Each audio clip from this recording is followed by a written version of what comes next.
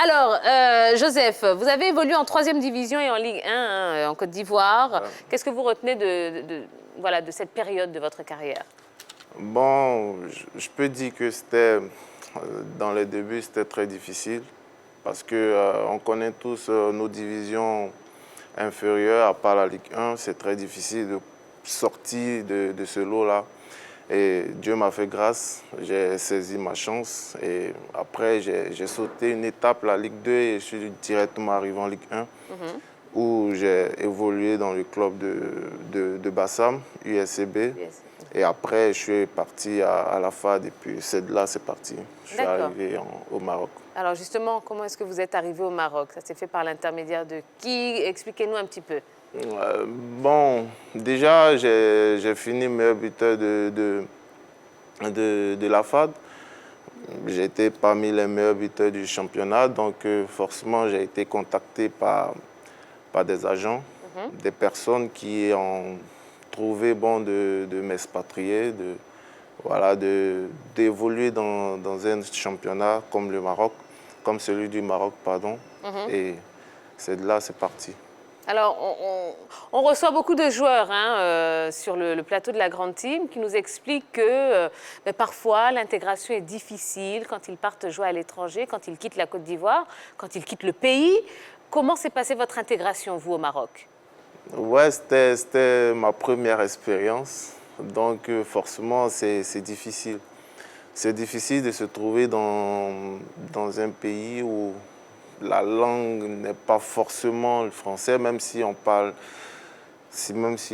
le français, mais ce qui est difficile, c'est que le mal du pays, le manque et tout ça, les nouvelles habitudes, plein de choses qui vous est pas familière, pardon.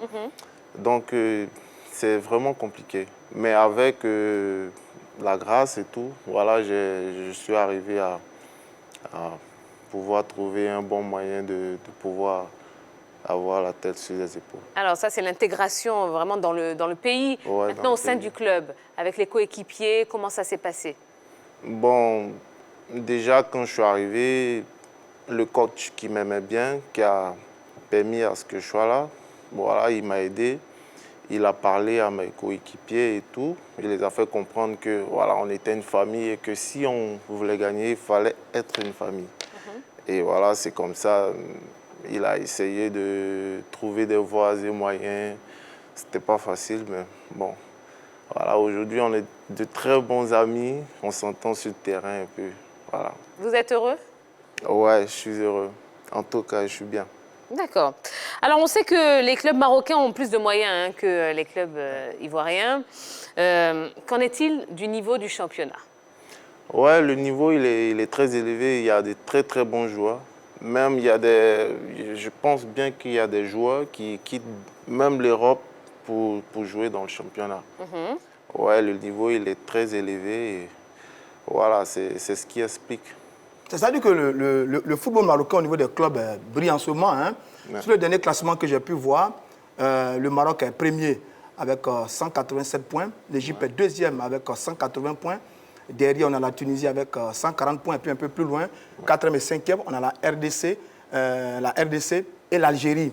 Les clubs tunisiens, mais marocains sont vraiment montés en puissance.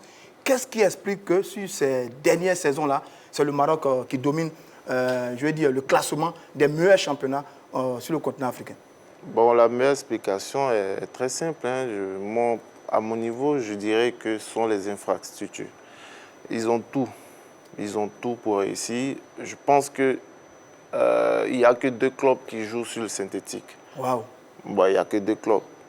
Alors, tous les terrains que vous voyez là sont des terrains naturels et bien entretenus. Donc, ça leur donne la capacité de montrer tout leur potentiel et d'être au meilleur niveau. Mais on a envie d'avoir une idée hein, pour faire une comparaison avec les réalités ivoiriennes. Au Congo, par exemple, il y a des salaires qui avoisinent les 2 millions, 2 millions 700.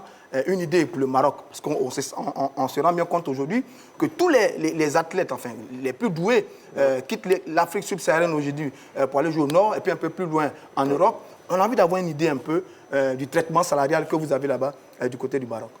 En gros, Si vous vous gagnez ne combien? voulez pas donner le montant exact, Ouais. on va savoir Une si c'est un fourchette. 6 chiffres ou un 7 chiffres. Une fourchette. Bon, tout ce que je peux vous dire, c'est que il y a de très très gros contrats au Maroc.